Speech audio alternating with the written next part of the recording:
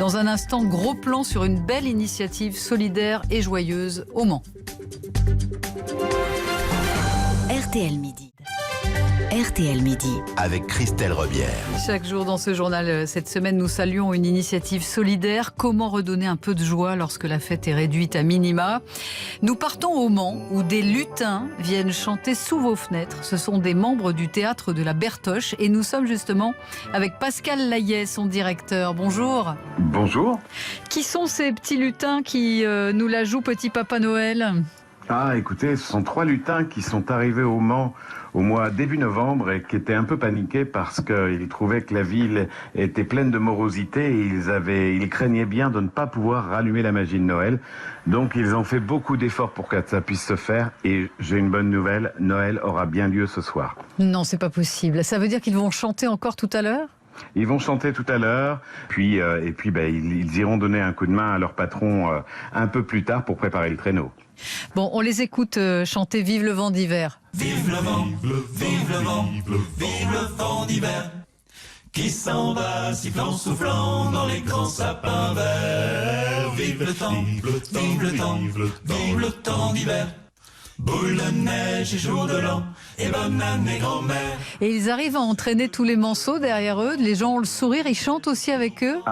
Vous savez, je les ai suivis un peu et je suis moi-même très surpris. Les gens ouvrent les fenêtres parce que, évidemment, on essaie d'éviter le maximum de rassemblement. Donc, ils vont chanter sous les fenêtres.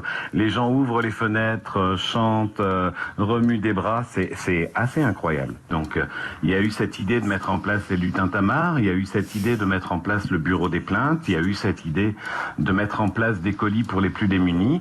Et tout le monde a suivi. Enfin, moi, je suis très, très, très surpris par ces élans de générosité là, qui ont lieu en ce moment. On peut parler ensemble du bureau des plaintes. Vous avez créé un calendrier de l'Avent quand même assez incroyablement original. Expliquez-nous. Eh ben, toujours avec ces lutins qui trouvaient que la morosité était trop ambiante et qui étaient persuadés qu'une plainte avouée était à moitié évanouie. Et ça marche vraiment. On a eu des tas de plaintes.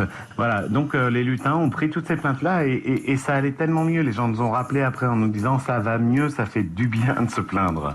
Alors en fait, c'est le principe d'un répondeur téléphonique sur lequel on peut déposer des messages et se défouler. On écoute l'accueil. Bonjour, je suis le lutin Pépineau. Vous êtes bien au bureau des plaintes et autres jérémiades anonymes. Vous aurez, après le bip, 2 minutes pour geindre ou vociférer, c'est selon. Et derrière, quel genre de plaintes avez-vous recueilli ? Les plaintes au second degré, donc par exemple des gens qui pensaient acheter des plaintes pour refaire leur appartement.